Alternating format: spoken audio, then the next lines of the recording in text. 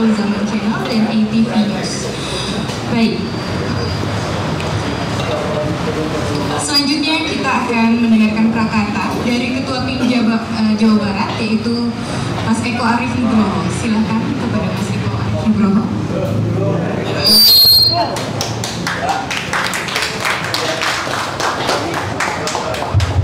Halo, nggak teriak amin ya.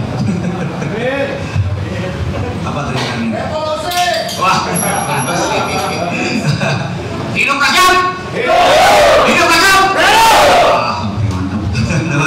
Beban dari ini saat ini sedang mengalami penderitaan. Terakhir kasus di Batam, kedua pernah ada kasus Wadas, ada kasus Kendeng, ada masih yang meninggal sampai sekarang tidak jelas pengusutannya. Saya banyak, nanti listnya bisa kita susun. Untuk itu teman-teman tundukkan kepala kita, doakan mereka kuat dan memperjuangkan hak mereka. Berdoa mulai.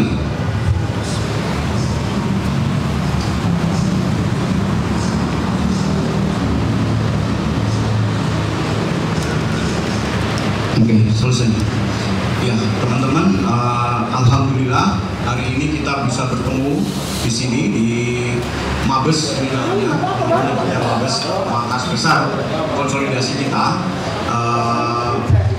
Acara hari ini sebenarnya bukan acara yang pertama bagi Tim Jabar. Ini rujukan acara bulanan yang kita laksanakan dalam melakukan diskursus tentang bangsa kita ke depan. Sengaja kita pilih judul ini sebenarnya semacam statement kita. Judul ini demi Pertiwi meluruskan jalan demokrasi, saatnya menuju perubahan. Jadi bagi Tim Jabar sebenarnya negara ini nggak baik-baik saja, demokrasi nggak lurus, demokrasi belok-belok karena cawe-cawe, kira-kira begitu ya. Nah, ini yang kita tangkap.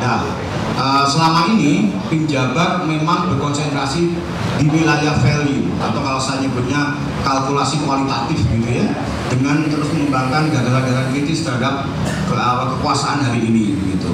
Nah teman-teman, konsolidasi ini kita harapkan melebar menjadi kalkulasi kuantitatif ke depan, karena 2024 sudah dekat. Karena kalau kualitas kita banyak berkalkulasi pada wilayah kualitatif atau value, itu nggak akan jadi apa-apa kalau kekuasaannya tetap seperti ini. Jadi kita berharap konsolidasi hari ini, diskusi hari ini bisa lebih jauh dari itu. Kita akan berkonsolidasi lebih jauh dari itu, gitu ya. Apa konsolidasi lebih jauh dari itu? Ya kita harus merebut kekuasaan dengan proses elektoral di 2024. Kira-kira begitu. Itu. Semoga diskusi ini bermakna. Saya hadirkan teman-teman yang luar biasa ini. Ya saya kira luar biasa karena memang kita sering ketemu. Bahkan dulu sering ketemu bareng di jalanan. Dan sekarang udah pada posisinya masing-masing. Hari ini kita ketemu kembali di jalur meluruskan demokrasi. Nah, yang sebelah ujung itu Kang Juandi, saya perkenalkan aja langsung.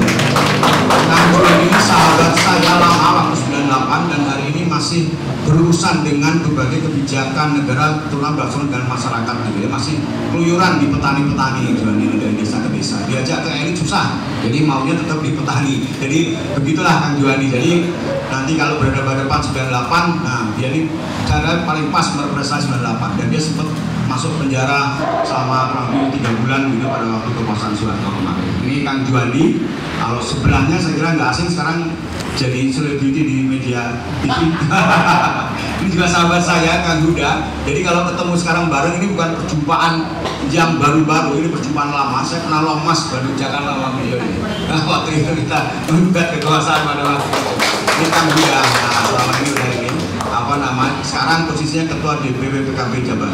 Dan saya kira tidak asing untuk kita semua. Gubernur, gubernur itu isu berikutnya. Oke, kalau sebelahnya ini Mas Radar Baskoro, teman-teman, ini mentornya aktivis Bandung. Nah, sampai udah turun gunung nih ceritanya Mas Radar. Kalau teman-teman ini, ya ini, saya kira aktivis Bandung, saya kira pasti kenal namanya Radar Beatrice Baskoro gitu ya, kami telah dididik Mas Radar pada waktu itu, sampai hari ini juga masih komunikasi. Dan ini tertarik kenapa? Karena tulisannya di Facebook luar biasa. Untuk membaca Beatrice Baskoro ini orangnya nih, dan sempat nulis sampai hari ini lumayan kritis terhadap kekuasaan kita. Kami dapat perspektif dari Mas Radar tentang situasi hari ini. Yang sebelah paling ujung ini dosen saya, sekarang dosen saya. Ini namanya Mas Kunto.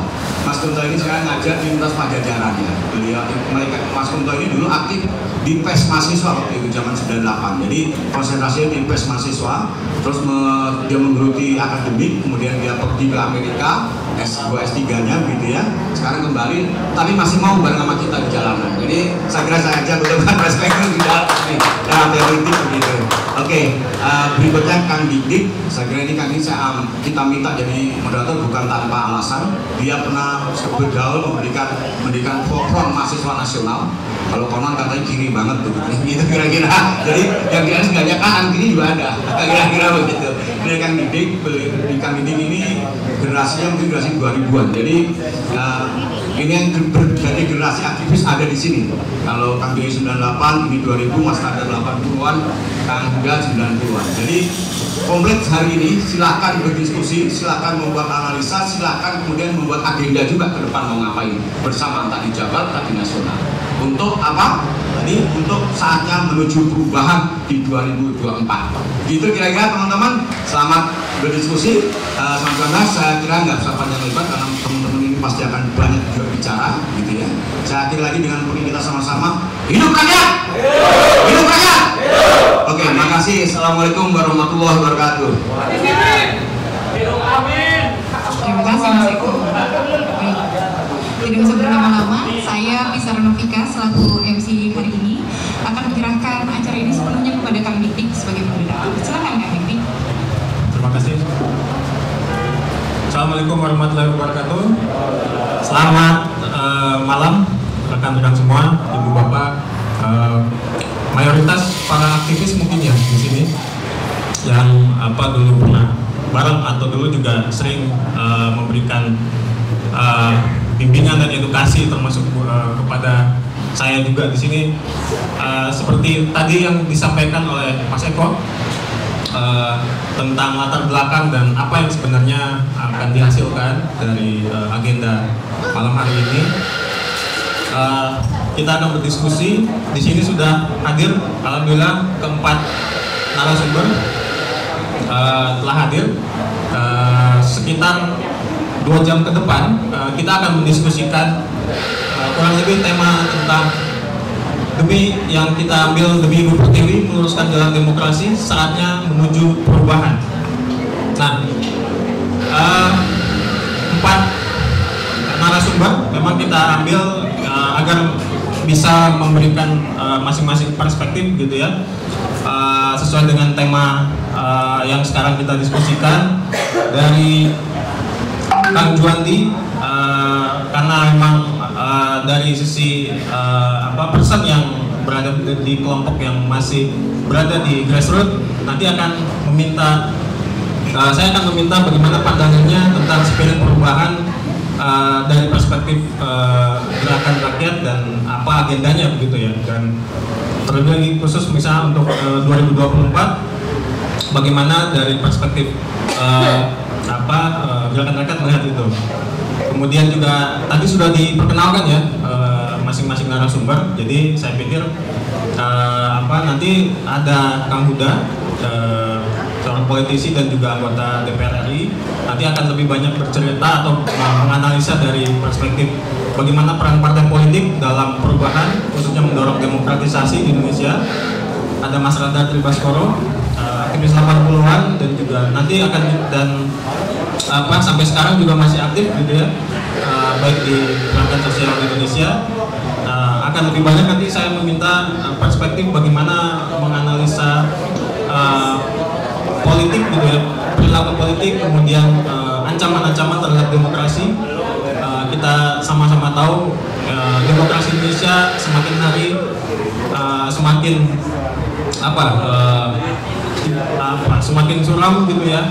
Ada fenomena autokratik legalisme dan masalah-masalah mendasar juga belum terselesaikan. ada politik sandera gitu ya, pembonsaian lembaga-lembaga negara dan lain sebagainya. Nanti akan lebih banyak memberikan analisis seperti itu. Dan di samping saya Kang Kunto dari sudut pengamat politik gitu ya, pengamat nanti akan melihat bagaimana konstelasi dan khususnya di 2024 nasib perubahan dan demokratisasi seperti apa. Kurang lebih seperti itu. Sesinya akan dimulai dari pemaparan. Setelah pemaparan, bagaimana biasanya Kang Juhandi ini sesi untuk kesimpulan. Sekarang kita rubah pakemnya, mengasih pengantar. Mudah-mudahan Kang Juhandi biasa memprovokasi forum gitu ya. Jadi analisanya, bacaannya seperti apa, dan harapannya bisa memantik gitu ya bagi jalannya diskusi. Seperti yang saya jelaskan, mungkin Kang Juhandi bisa memaparkan tentang analisanya kondisi sekarang, demokratisasi, kemudian kondisi politik di Indonesia, dampaknya bagi rakyat gitu ya, bagi kesejahteraan, dan apa sebenarnya agenda-agenda atau spirit perubahan gitu ya yang sebenarnya diusung, dan terutama di sini juga akan ada momen 2024 ke depan. Mangga saya persilahkan Kang Juhandi untuk analisanya. Mungkin 5 menit cukup. Aktivis biasanya 5 menit. Bukan visi misi ya. 10 menit lah mungkin ya. 10 menit kita coba. Kang Juhandi, mangga saya persilahkan. Assalamualaikum warahmatullahi wabarakatuh. Sampurasun. Sebelum saya mulai, supaya spiritnya memang kita menguat ya, semakin kuat dalam perubahan, saya mohon izin ketika saya teriakan perubahan, mohon diaminkan. Silakan. Salam perubahan. Salam perubahan. Salam perubahan.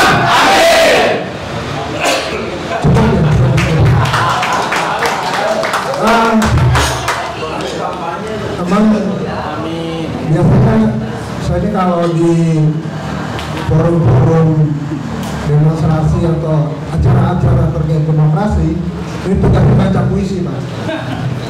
Jadi baru kali ini diminta untuk bernapas agak panjang,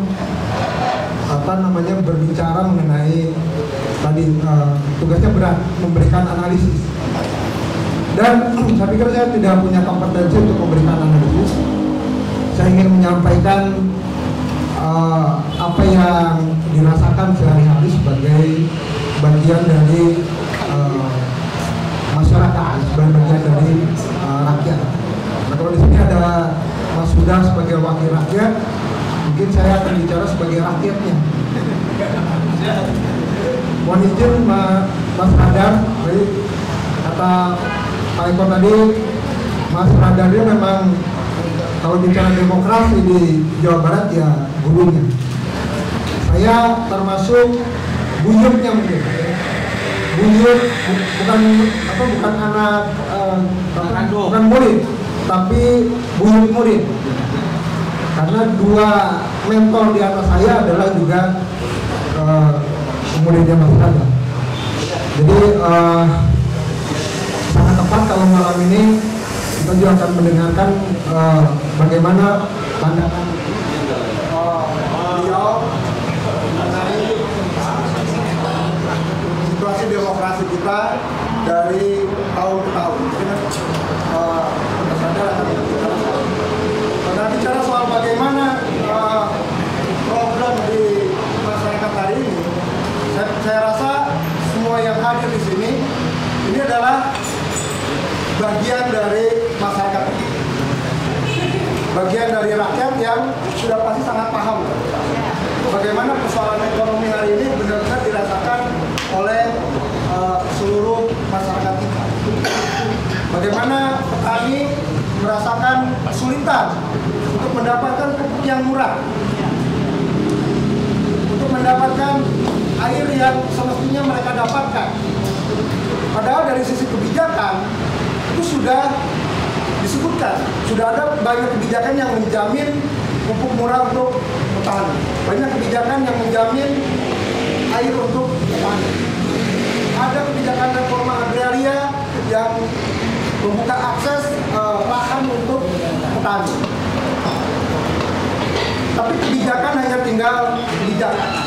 Fakta yang saya rasakan di lapangan, yang kita rasakan di dalam kehidupan sehari-hari, kebijakan ini masih jauh panggang daripada api. Kebijakannya ada, anggarannya ada, tapi dampaknya tidak dirasakan oleh masyarakat. Begitu juga dengan sektor perburuan misalnya. Di sektor perburuan lebih jelas lagi bahwa kebijakan yang secara nasional diyakini banyak pihak ini akan menghancurkan atau akan semakin membuat buruh menderita, ini seolah-olah dipaksakan. Undang-undang Cilaka Omnibus Law, ya kita sama-sama lihat dia menggelinding begitu saja, dan perlawanan terhadap hal tersebut tidak cukup membuat pemerintah untuk membatalkan. Ada banyak problem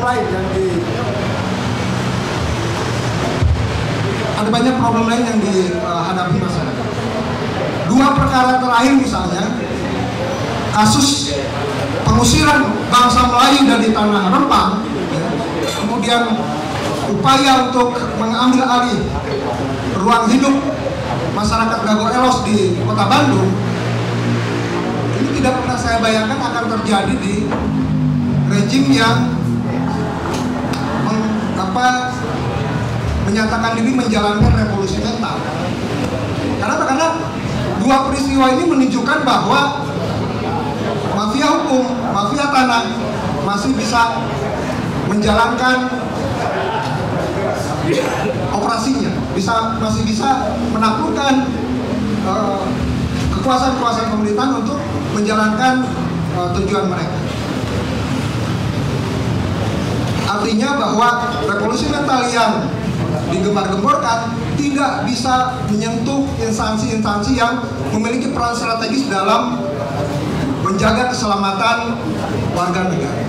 Karena kalau aparat penegak hukum memang benar-benar menjalankan menjamin keselamatan warga negara, maka tidak akan pernah terjadi lagi tindakan-tindakan yang di luar nalar keadilan. Kalau dari sisi hukum bisa saja itu ada pembenarannya. Tapi kalau kita lihat dari sisi kemanusiaan, dari sisi tanggung jawab untuk negara untuk menjamin keselamatan warganya, maka tidak bisa diterima. Artinya, dan kita semua dipaksa untuk menerima bahwa apa yang diterima oleh rakyat hari ini semua sebagai sesuatu yang konstitusional, sebagai sesuatu yang sesuai dengan amanat Undang-Undang Dasar 45, sesuai dengan prinsip-prinsip yang ada di dalam Pancasila, sesuai dengan aturan undang-undang turunan. Kita dipaksa untuk menerima itu semua. Kita dipaksa untuk menerima bahwa rejim hari ini adalah rejim yang sangat demokratis. Ketika ada kritik bahwa rejim hari ini tidak demokratis, maka yang akan dilakukan adalah ya sama-sama kita tahu, ada persekusi, ada kriminalisasi, dan yang lebih parah mulai ada mobilisasi untuk membangun konflik horizontal antara rakyat dengan warga negara yang memiliki pemikiran kritis. Nah, saya pikir dari perspektif saya sebagai rakyat, ini adalah problem yang menjadi dasar bagi kita semua bahwa untuk sama-sama mewujudkan pada 2024 ini memang betul-betul akan terjadi sebuah momentum perubahan secara elektoral. Mudah-mudahan secara elektoral, karena jika perubahan terjadi di luar proses elektoral, maka beban yang akan ditanggung oleh masyarakat itu akan lebih besar.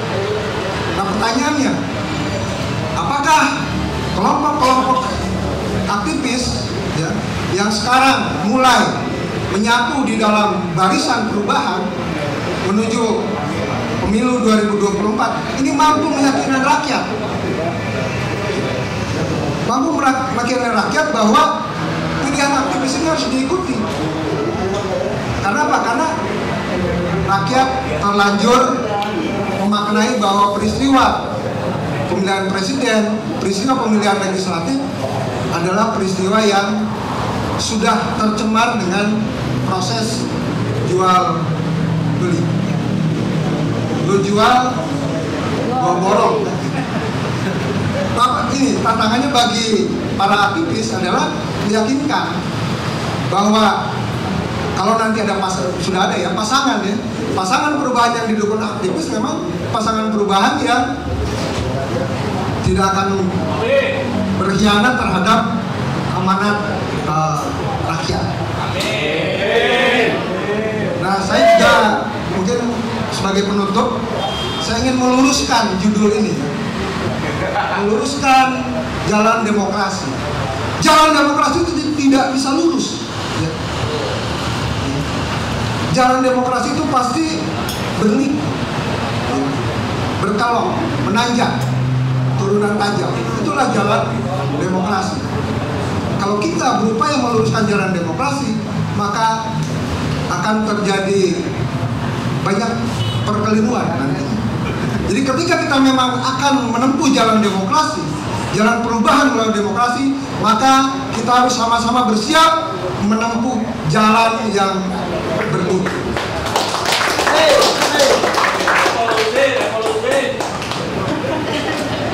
Belum disimpulkan ya.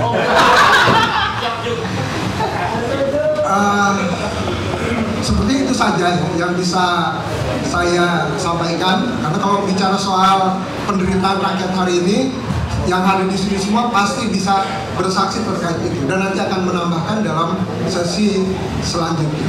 Terima kasih. Wassalamualaikum warahmatullahi wabarakatuh. Salam! Amin! Salam! Amin! Salam! Amin! Baik, terima kasih lagi buat Kang Joni. Lalu berapi-api seperti biasa, dan dari tadi sudah amin-amin saja. Kang Huda sudah angguk-angguk juga gitu dari tadi ya, amin-amin juga ini kan. Tadi yang disampaikan poin-poin pentingnya adalah memang masih jauh gitu panggang dari api harapan rakyat tentang kesejahteraan, dan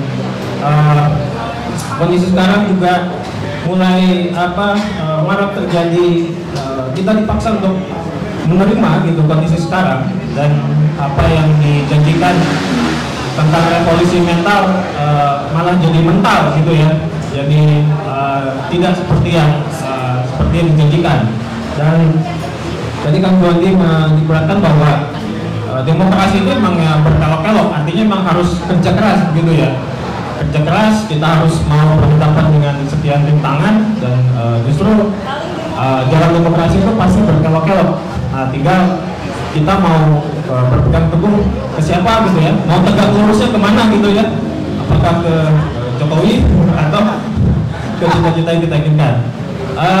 Sebelum saya ingin lebih lanjut tadi menindaklanjuti tadi analisa yang dari Kang Juandi. Rakyat itu ada terpaksa harus menerima begitu ya kebijakan-kebijakan yang mereka tidak pahami dan juga yang dinilai masih merugikan.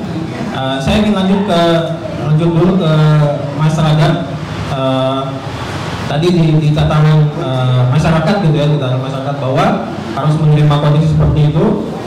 Sekarang bagaimana tentang analisa atau analis di tataran atas, mungkin bisa dibilang begitu ya, praktik politik di Indonesia sejauh pengamatan dan perspektif Mas Radar melihat bagaimana elit politik, bagaimana regulasi yang dikeluarkan, bagaimana lembaga-lembaga demokrasi itu bekerja, penegakan hukum, HAM dan yang lain, apakah mengalami satu kendala, mengalami satu atau bagaimana seharusnya kalau tadi postingan analisanya cukup panjang gitu ya, dan bagaimana seharusnya saat gerakan sosial maupun para aktivis gitu ya lintas generasi ini untuk mendobrak kebuntuan atau kondisi hari ini yang secara politik ini bisa kita bilang belum seperti yang kita harapkan. Maka Mas Radar, waktu tempatnya saya akan persilakan. Terima kasih Bung Moderator. Terima kasih Bung Gani, Mas Huda, dan teman-teman yang lain. Assalamualaikum warahmatullahi wabarakatuh. Ini pertanyaan 1000 tahun. Apa itu demokrasi? Apakah jalan menuju ke sana itu berliku-liku atau lurus? Katanya ini kan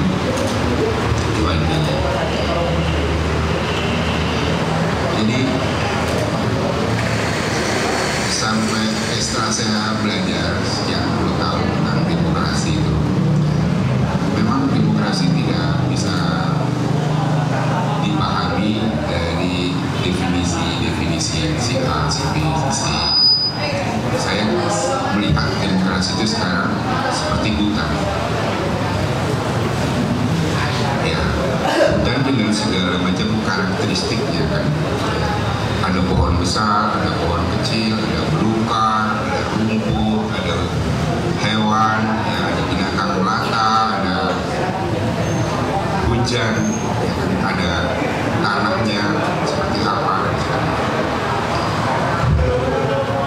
Kewajibannya hanya satu,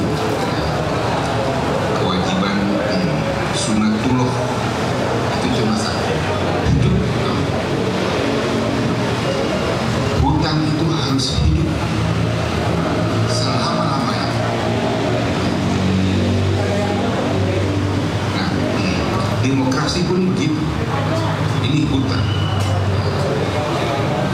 Kamu nggak bisa lihat hutan itu sama di Indonesia, ya kan? Sama dengan yang ada di Amerika, sama dengan yang ada di Eropa, sama dengan dimanapun. Ya. Hutan ini berbeda-beda di setiap tempat. Nah, tapi tentu ada sesuatu hal yang sama, di mana kita kemudian bisa mencirikan, mengatakan, oh itu hutan demokrasi, ya, bukan hutan yang lain. Ya. Itu adalah hutan yang diberkati oleh Allah Subhanahu wa Ta'ala supaya bisa tetap subur hidup. Nah, jadi bagaimanapun kita tetap harus bisa menjelaskan hutan itu dengan menggunakan prinsip-prinsip atau nilai-nilai yang universal. Nah, demokrasi di Indonesia itu saya ingin menjelaskan dari satu sudut pandang dulu, dari perspektif ekonomi politik.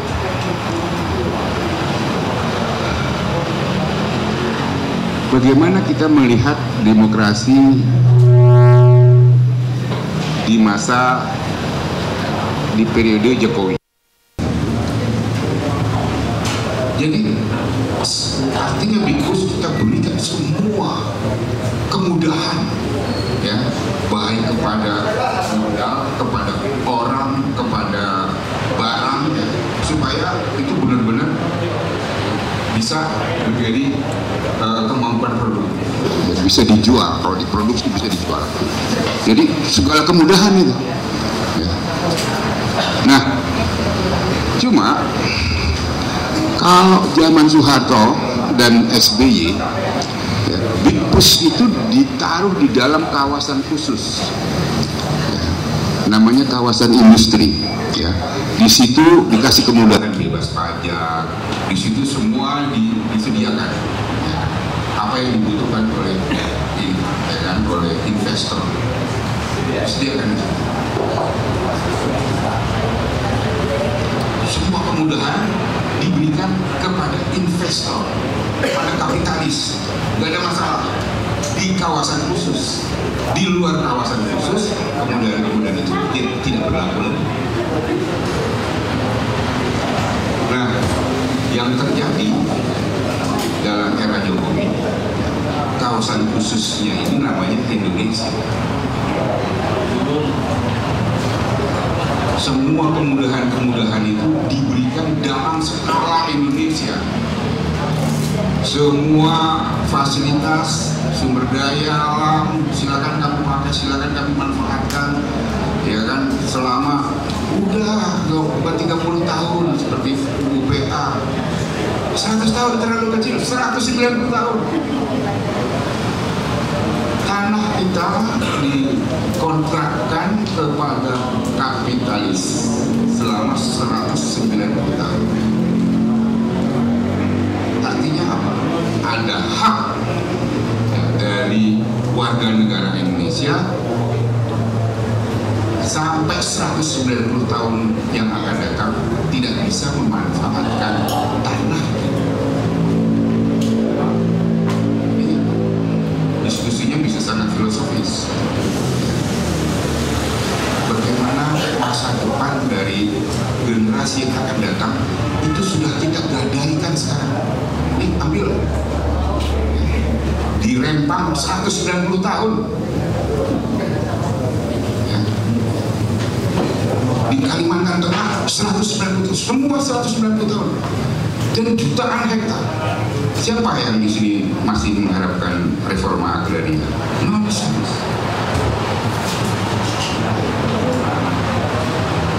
Ibu kota negara itu semuanya nanti 190 tahun milik orang asing.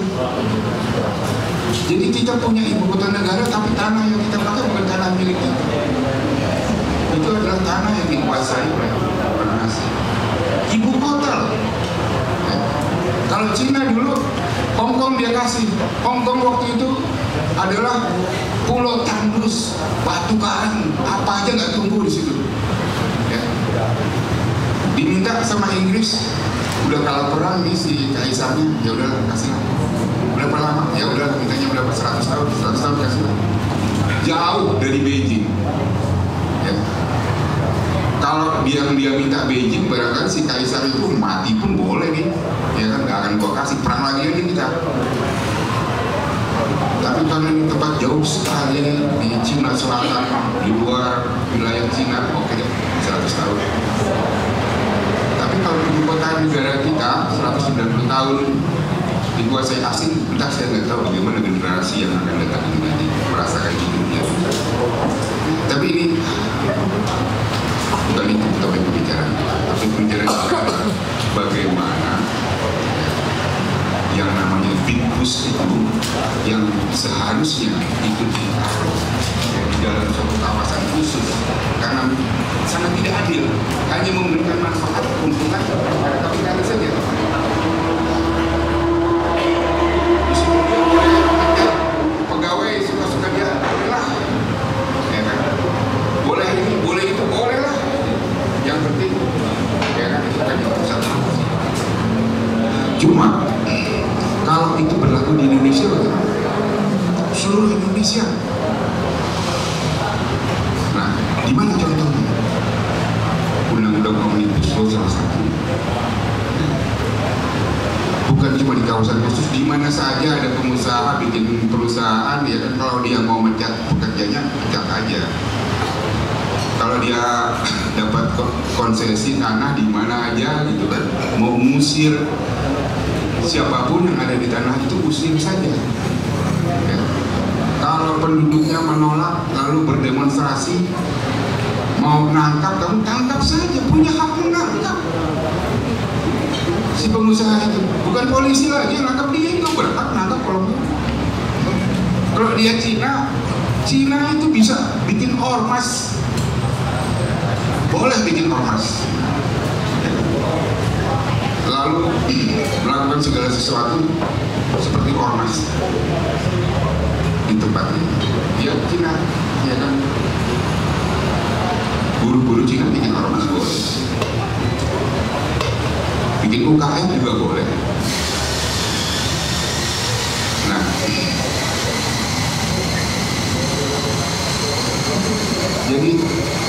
selain pasar tenaga kerja, pasar produk ekspor, pasar sumber daya alam, nikel, batu bara, segala macam, gitu. Itu semua sudah diliberalisasi, ya.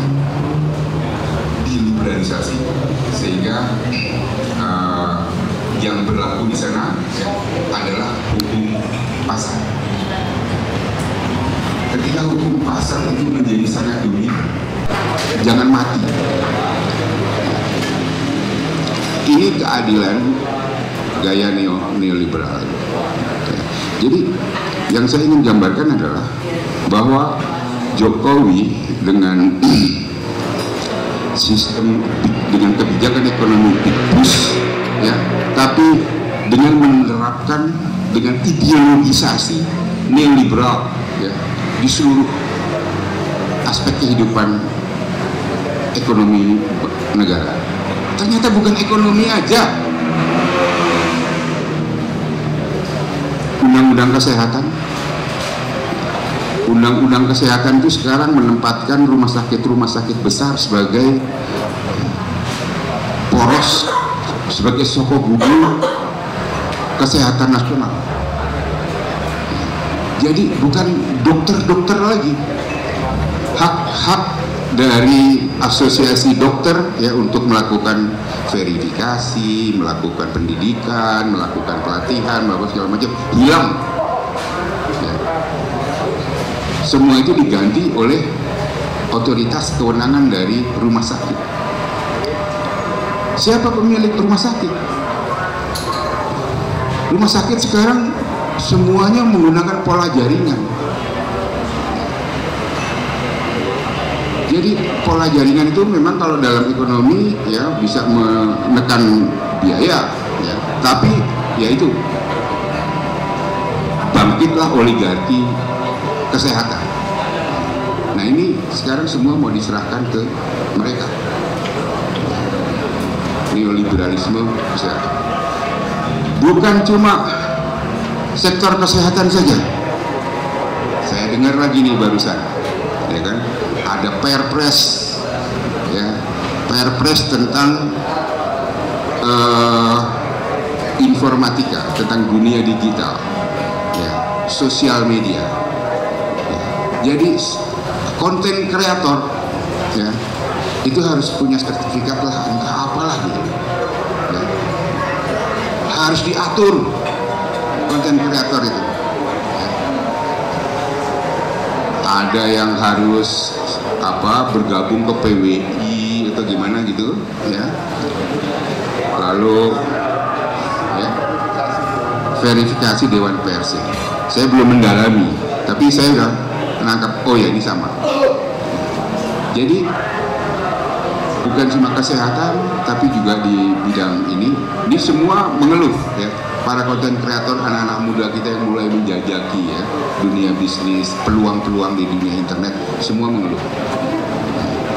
Nah, jadi yang ingin saya sampaikan adalah bahwa watak dari demokrasi kita,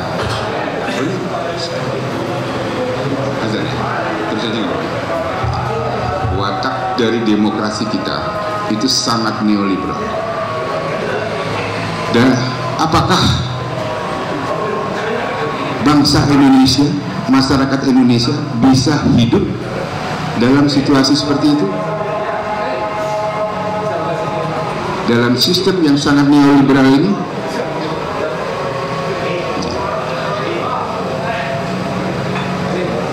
Tantangan intelektualnya itu kemudian mencoba dialihkan. Jangan ini loh, jangan takut lah, ya kan, sama kapitalisme, sama liberalisme. Cina tuh berhasil menerapkan dua sistem.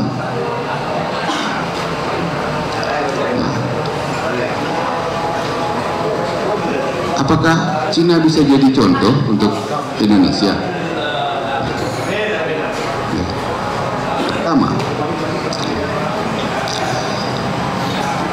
Cina itu juga membangun kawasan khusus ya, untuk liberalisme itu. Ya. di Guangzhou. Di luar Guangzhou nggak boleh, di Shenyang, silakan. Jadi di kota-kota pantai selatan, di kota-kota pantai selatan Cina itu boleh tuh, ya kan? Tapi ke tengah dan ke utara dilarang. Ada sistem yang lain. Ya. Jadi yang namanya dual sistem di Cina itu dual sistem, benar-benar itu ya, dijaga. Ya. Dan yang di utara, di tengah utara itu harus dapat keuntungan dari pembangunan pertumbuhan di selatan. Caranya gimana? Cara cerdik ini. Ya. Dia bikin dua mata uang kan? Ya. Ada dua mata uang di Cina itu. Yang satu namanya yuan, yang satu namanya renminbi. Yang yuan itu mayoritas dipakai di selatan, ya kan, untuk mata uang perdagangan internasional. Renminbi dipakai di tengah dan utara. Ya. Lalu bagaimana caranya? Kemakmuran di selatan itu dialirkan ke utara. Nilai tukarnya kan suka-suka pemerintah Cina, ya. Dia kalau pengen orang-orang di utara bisa belanja, ya kan, gajinya cuma 100 renminbi, ya, tapi pengen belanja mobil yang harganya 1000 yuan, ya, dia bikin aja 1 renminbi sama dengan 10 yuan, ya. 10 yuan sama dengan 1 renminbi, sehingga gaji 100 renminbi bisa beli mobil. Cukup gaji 1 bulan bisa beli mobil. Orang Cina Utara dan dan Tengah itu. Ini sama dengan kebijakan zaman Orde Baru Soeharto. Bagaimana dia mengatur kurs mata uang rupiah terhadap dolar, sehingga di mata orang Indonesia produk-produk di luar negeri itu bisa berharga murah, bisa dibeli. Jadi tidak diambangkan. Itu satu, ya, yang berbeda, ya kan. Ini masih ada kawasan khusus juga di Cina. Yang kedua, di Cina itu revolusi sosial sudah selesai. Tandanya revolusi sosial itu sudah selesai adalah struktur sosialnya sudah berubah. Tidak ada lagi yang namanya para bangsawan, kaum feodal, segala macam itu sudah nggak ada di Cina itu. Sudah nggak ada harganya itu, ya kan? Dulu kaum feodal itu berkuasa betul, tapi di zaman komunis mereka udah hilang sama sekali. Nah, yang ketiga, saya sebenarnya nggak senang ngasih contoh ini, tapi ini yang harus disampaikan demi kejujuran. Cina itu, komunis itu demokratis. Demokratis untuk 100 juta anggota Partai Komunis Cina. Di luar Partai Komunis Cina itu ada yang namanya masa mengambang, kayak zamannya Soeharto juga. Ya. Masa mengambang ini lo harus nurut aja apa perintah partai. Ya. Tapi di dalam partai itu ada 100 juta anggota PKC. Jumlah ini banyak sekali, lebih banyak daripada jumlah penduduk Thailand, jumlah penduduk Filipina, jumlah penduduk banyak negara ini. Itu banyak sekali. Dan demokrasinya berjalan.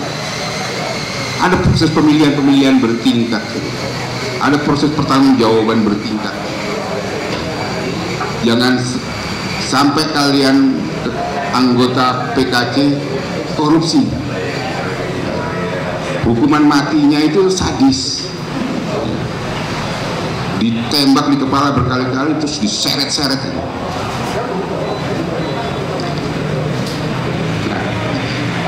Jadi apakah ketiga faktor ini, masih banyak lagi, kalau saya jembreng masih panjang lagi ceritanya.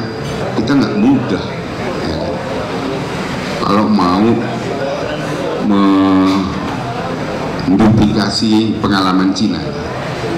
sangat berbeda, ya kan?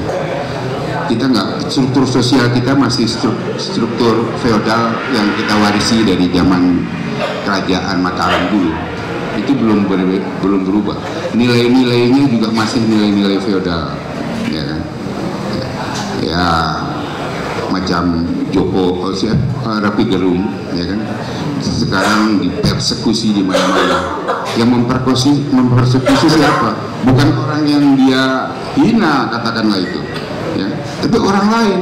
Apa hubungannya orang lain ini sama Jokowi, katakan itu? Nggak ada hubungannya.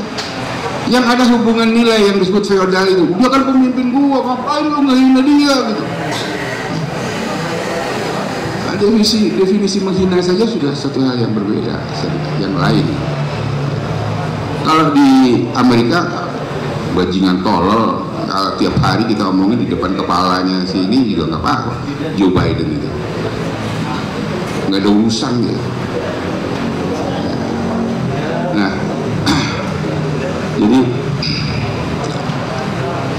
itu sehingga bagaimana wujud demokrasi dalam sistem seperti ini? Wujudnya itu adalah pertama, semua yang dia lakukan itu, ya kan, didesain secara tertutup. Undang-undang Omnibus Law, undang-undang kesehatan, ya Perpres tentang sosial media, semuanya itu dibikin secara tertutup oleh satu kelompok tertentu. Nanti di-store aja ke DPR, ya silakan disahkan. Ya. Nah, dia punya cara lagi bagaimana mengendalikan DPR. Jadi DPR itu terima gelondongan aja, ya kan? Tidak boleh dibahas, tidak boleh dikritik, tidak boleh, cuma boleh disetujui. Bagaimana itu bisa terjadi di dalam sistem politik ini, itu pertanyaan yang lain. Kita akan bahas terpisah kalau Anda mau, pertanyaan yang lain. Nah, jadi dia melumpuhkan sistem mekanisme checks and balance. Pengawasan oleh DPR lumpuh, kira-kira gitu. Lalu bagaimana dengan social criticism, pengawasan oleh masyarakat, public scrutiny? Ada undang-undang yang bisa dia pakai, ya undang-undang ITE, undang-undang. Artinya undang-undang itu apa sih? Undang-undang itu mengubah, ya kan, pendapat dianggap sebagai berita. Ya. Jadi saya ngomong nih, ya kan, lalu Anda umumkan satu orang aja dari sini, ya kan, oh Mas Radar ngomong begini, gitu. Lalu dia bilang, wah kamu melanggar undang-undang ITE, mengeluarkan berita bohong. Oh, saya nggak bikin berita, saya bikin conversation, percakapan. Ini opini. Zamannya Soeharto itu dipisahkan betul. Zaman Orde Baru itu, mana yang namanya berita, mana namanya opini. Saya ingat sekali itu, waktu itu kan, Sudomo itu kan, ya kamu berita kan. Kalau berita itu disampaikan oleh badan pemberitaan, khusus badan pemberitaan yang boleh membuat berita, dikontrol, beritanya nggak boleh salah. Kalau salah lu harus minta maaf, ada dewan pers segala macam. Tapi kalau opini ya boleh-boleh aja. Ini ada kebebasan berpendapat yang dilindungi oleh konstitusi. Nah sekarang oleh undang-undang ITE itu, ya kan, opini berubah menjadi berita, sehingga bisa kena gitu, kena dalil itu. Ya. Nah, ya dipercepat ya. Baik. Jadi ini saya sampaikan, jadi Anda bisa bayangkan sedikit, ada panjang lagi ceritanya tentang demokrasi, wajah demokrasi. Nah, yang saya ingin terakhir ini sampaikan itu adalah, harus saya sampaikan, saya mengirim WhatsApp kepada seorang teman, ya, ketika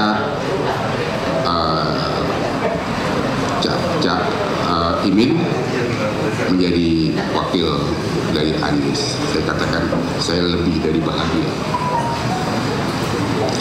Ini pasangan yang saya impikan.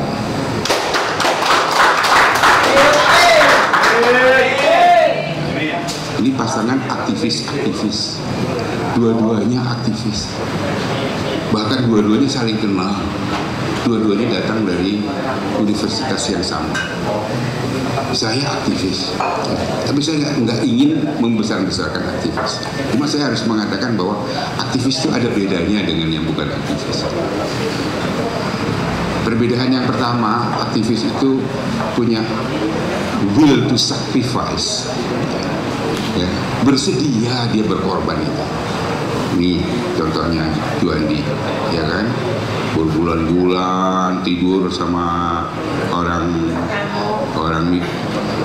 petani, apa segala macam di hutan, di sawah, di mana gitu. Ya. Dia meninggalkan kehidupan nyaman di kota bersama istri dan anak-anaknya untuk menemani para petani yang sedang menghadapi kasus-kasus. Itu pengorbanan. Ya. Yang kedua, seorang aktivis itu adalah seorang pejuang kepentingan publik, ya Pak Nandang. Jadi dia bukan aktivis kalau dia memperjuangkan kepentingan dirinya sendiri. Tapi kalau dia memperjuangkan kepentingan publik, ya kan, he is the fighters. Yang ketiga, dia itu, istilah saya terlalu teknis, complexity learner, seorang pembelajar kompleksitas. Ya, hutan itu kompleks, saling mempengaruhi, ya kan. Tanaman yang satu, binatang yang kecil itu bukannya nggak berarti bagi si hutan ini. Ya, dia cuma ada di dalam tanah, nggak pernah nongol, tapi perannya menentukan kenapa hutan ini bisa lestari. Nah, jadi hutan itu kompleks, semua mempengaruhi semua. Tidak ada yang simple, ya, hanya satu yang A mempengaruhi B, tapi B juga bisa mempengaruhi A, dan itu aktivis mempelajari hal itu karena dia itu back and forth, ya kan, dari realitas refleksivitas, realitas refleksi, bolak-balik tuh, back and forth. Kenapa? Karena dia juga, lo kok begini ya, lo begini, dia selalu bertanya tuh. Ya. Nah, ini sangat diperlukan, ketiga kualitas ini sangat diperlukan untuk memimpin negara. Saya ingin mengatakan ini. Ya. Jadi saya sangat bersyukur, ya, bahwa Cak Imin bisa maju bersanding dengan Anies. Yang terakhir ini, bukan yang terakhir, ada banyak lagi saya punya ini, tapi ini yang selanjutnya di sini saya sampaikan karena waktu, ini adalah sebuah terobosan. Ya, kita keluar dari jeratan apa yang disebut dengan santri abangan oleh Clifford Geertz. Kita juga keluar, ya, dari hubungan modern versus tradisional. Ya, dianggapnya Anies itu mewakili modernisme, lalu Cak Imin mewakili tradisionalisme. Itu semua salah. Ya. Saya lebih suka mengatakan bahwa yang terjadi sekarang ini adalah saling komplementer, ya, antara yang satu itu mewakili institusionalisme, ya kan? Bagaimana secara rasional kita menganalisis keadaan sekarang ini dan kemudian menyusun institusi yang sesuai, ya, dengan keadaan yang mengarah ke kemajuan. Jadi membangun institusi, membangun lembaga, membangun struktur. Ya. Yang kedua itu adalah bagaimana jadi bukan dikotomis. Saya bilang ini bukan hubungan dikotomis, tapi hubungan yang komplementer antara institusionalisme dengan kulturalisme.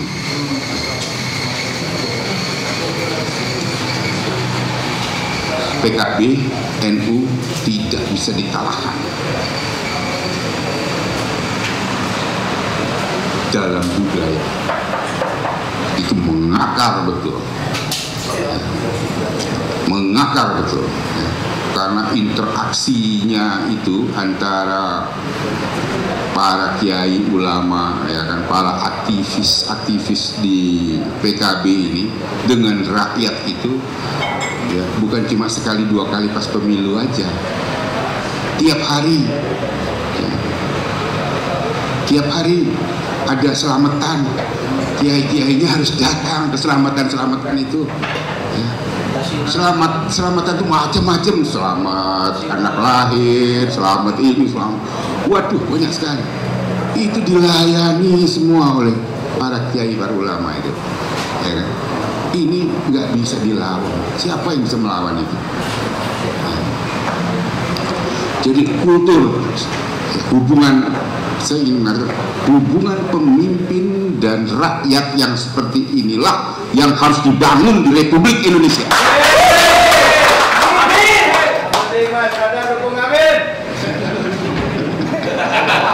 Sekali ya. Gua laporin ke Erlangga loh.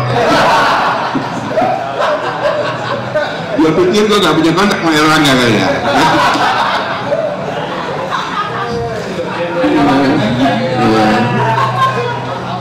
Ya udahlah, masih banyak lagi yang lain, tapi saya kira karena waktu ya. Terima kasih. Wassalamualaikum warahmatullahi wabarakatuh.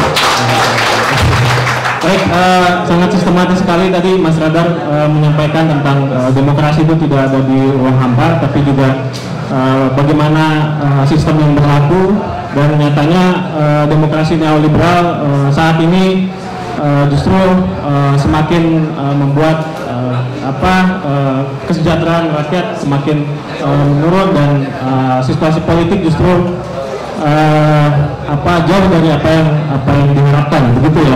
Dan di tengah situasi itu diperlukan satu kepemimpinan yang kuat. Salah satu kriteria adalah yang saat ini dilihat adalah pas, gitu ya, pasangan sama aktivis, gitu, yang bisa mendobrak kebentuan demokrasi dan mengantarkan cita-cita bangsa Indonesia ini.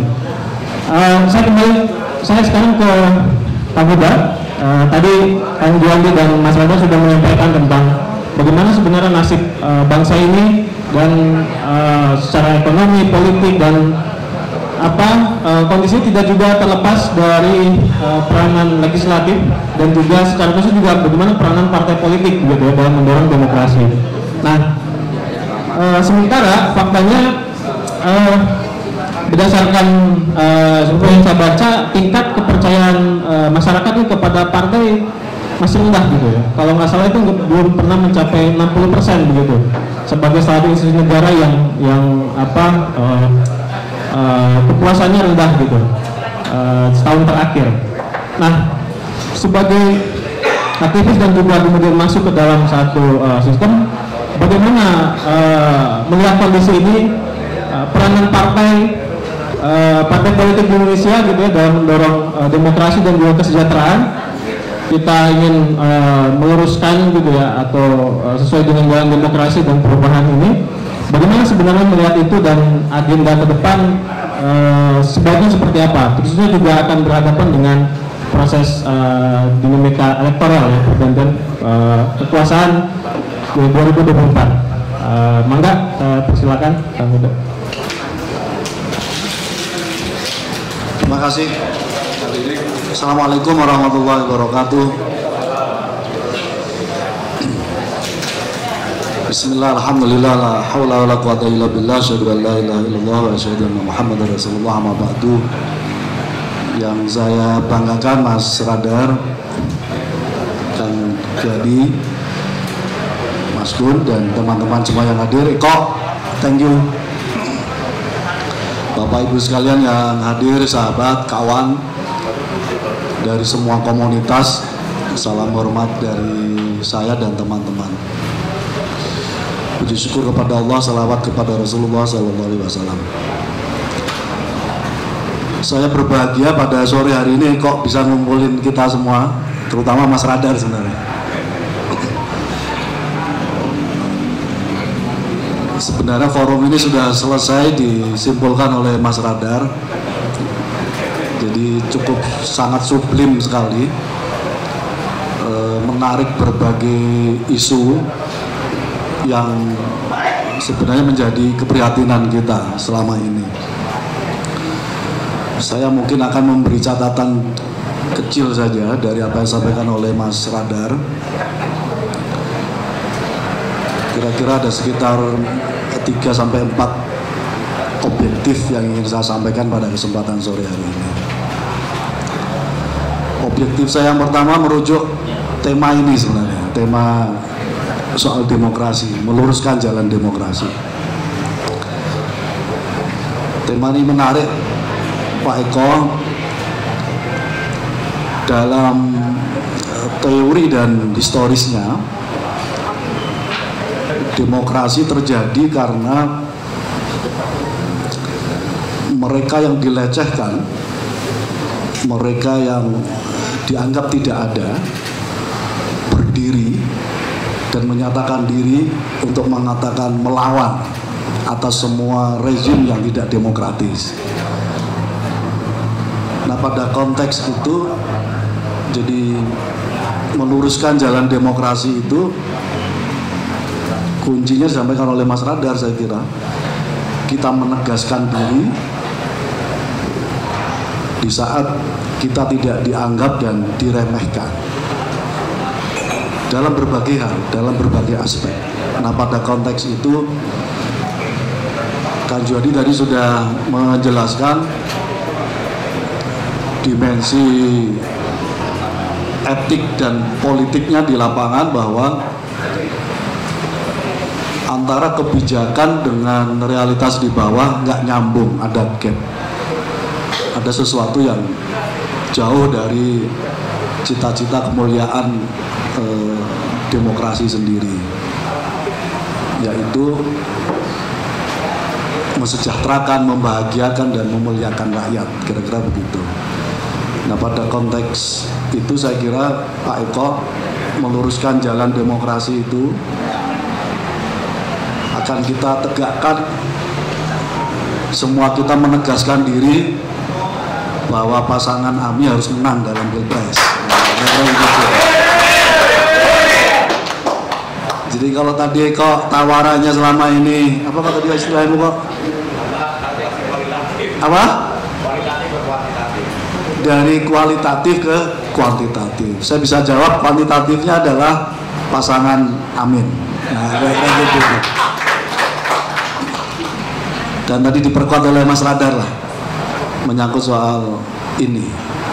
Tentu bagi kami tidak mudah, bagi Gus Imin juga tidak mudah pilihan ini. Tapi pilihan ini akhirnya kita ambil karena kami sudah merasakan bahwa politik ini sudah didorong jauh pada ruang yang sangat pragmatis. Politik ini masuk pada level yang sangat rendah, serendah-rendahnya makom politik. Apa serendah-rendahnya makom politik itu? Melayani yang tidak semestinya untuk dilayani, membela untuk kepada yang semestinya tidak perlu untuk dibela, kira-kira begitu. Karena itu saya kemarin diskusi kecil sama Gus Imin, saya sampaikan tagline kita hari ini, Mas Radar, bela umat, bela rakyat untuk kemajuan demokrasi.